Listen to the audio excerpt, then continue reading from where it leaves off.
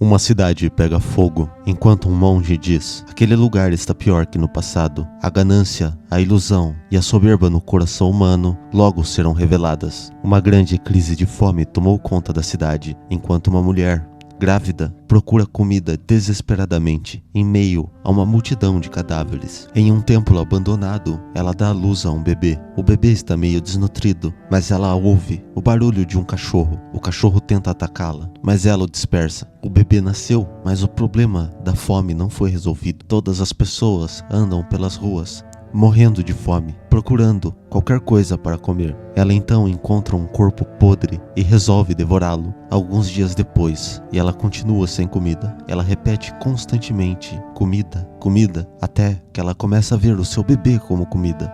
Ela o joga num caldeirão para cozinhá-lo, mas ele acaba escapando e correndo pela floresta. Alguns anos depois, o menino caminha por um bosque. Ele está à procura de comida. Ele entra na casa onde está uma família e devora todos eles. Ele está debaixo de uma ponte quando escuta um monge recitando versos. Ele diz: que Buda esteja convosco, que Buda esteja convosco. Ele tenta atacar o monge para devorá-lo, mas o monge é habilidoso demais. Ele pergunta se o menino come pessoas. Ele não responde. O monge então presume que o menino não sabe falar. Ele tenta atacar o monge de novo, mas acaba sendo nocauteado pelo monge. O monge o leva para uma caverna, onde ele prepara uma sopa. Ele diz que a humanidade do menino foi tirada. Ele não passa de um selvagem agora. Ele ensina o menino então a recitar um verso: que Buda esteja conosco. Ele fala todo errado, mas o monge diz que já é um começo e dá mais sopa para ele. O monge o batiza então de Ashura. Alguns escravos trabalham carregando um tronco quando o menino cai. O senhor deles disse que ele está fraco demais. É preciso descartá-lo, mas os seus colegas discordam, dizendo que ele só precisa descansar um pouco. Ashura vem então para tentar pegar o corpo do menino, mas é impedido. Então ele pula no corpo de um corvo que estava pousando e arranca um pedaço dele. O homem então joga um bolinho de arroz para Ashura para distraí-lo. Eles continuam levando o tronco e Ashura segue eles de longe. Algumas crianças que são filhas do senhorio começam a atacar os escravos com pedras, mas um deles acaba acertando Ashura. Ashura não perde tempo e pula no pescoço do gordinho. Ele simplesmente arranca a garganta dele. Os garotos vão correndo avisar o pai dele de que seu filho homem morreu. O pai do menino vem a cavalo e confirma que seu filho morreu.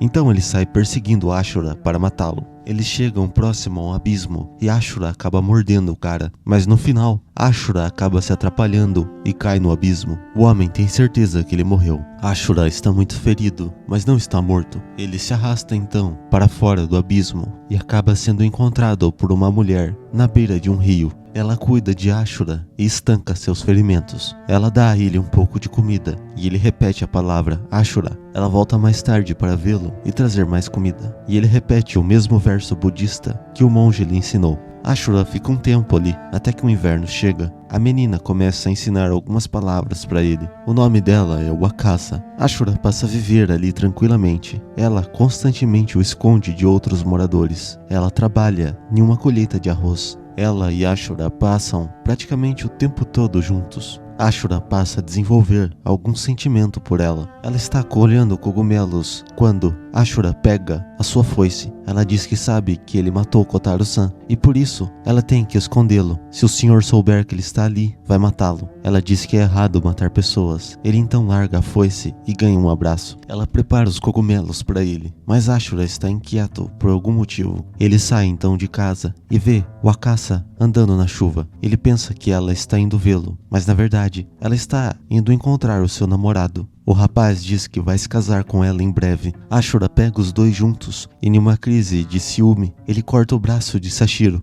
Wakasa fica muito chateada com ele e chama ele de monstro e também diz para ele ir embora. Ashura então sai pela floresta, completamente desolado, e uma grande enchente simplesmente varre a cidade. No outro dia, o monge budista está, como sempre, falando seus versos. Depois da enchente, Ashura vê um macaco cuidando do seu filho. Ele então pula em cima do macaco para tentar matá-lo e começa a repetir: seria bom que não tivesse nascido. E ele repete isso várias vezes. Ele pega o macaco pelo pescoço e diz: maldito, você o fez nascer nessa terra angustiante. Seria bom que não tivesse nascido. O monge se encontra com Ashura e diz que se eles meditarem juntos, seu coração vai se acalmar. Mas Ashura diz que todos eles são bestas, depois, quando estão com fome, devoram até suas crianças e tenta atacar o monge. O monge diz a ele que o fato dele estar angustiado com esse mundo prova que ele não é uma besta, mas Ashura diz que ele é um monstro. O monge então pega seu machado e diz: se você insiste em ser um monstro, eu vou lhe dar essa mão. Ele corta a sua própria mão e diz para que Ashura devore a sua mão. Ashura se recusa. O monge então diz: há tempos de desespero em que devemos lutar contra o monstro dentro de nós mesmos. Faça isso e se tornará cada vez mais humano. A fome assola a cidade novamente e um morador faz uma proposta ao pai de Wakasa para que ele venda ela aos traficantes.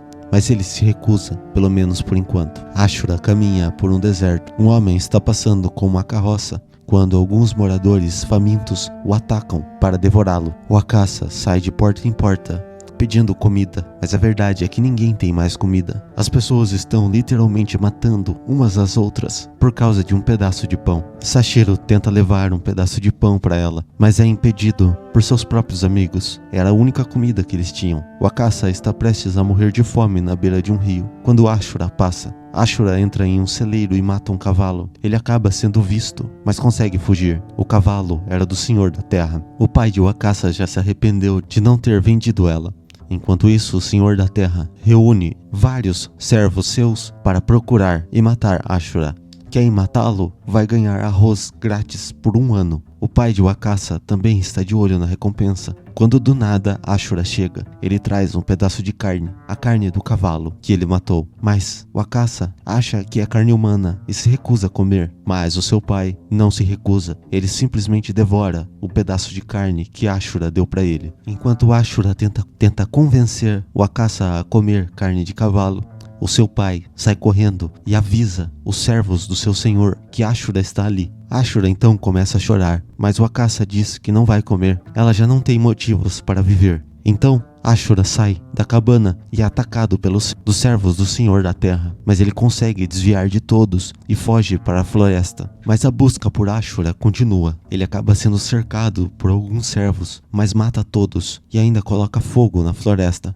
O Senhor da Terra então acaba encontrando Ashura e os dois começam a lutar. Ele causa em Ashura um ferimento, mas Ashura pula em sua cabeça.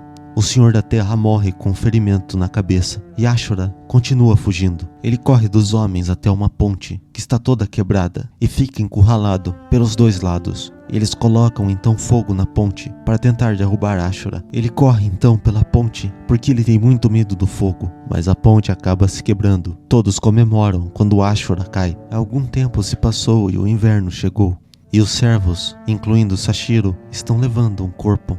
Quando Ashura passa por eles, é o corpo de Wakasa. Ashura não contém suas lágrimas ao saber que sua amada morreu. Enquanto Ashura entalha uma imagem de Buda, o monge diz: dar a vida a alguém é da natureza humana. Comer os frutos do mar, os frutos do campo, as pessoas viverão, mesmo que elas tenham pecados. São os esforços para viver esta vida que Deus nos deu. Por isso, esse mundo é tão maravilhoso.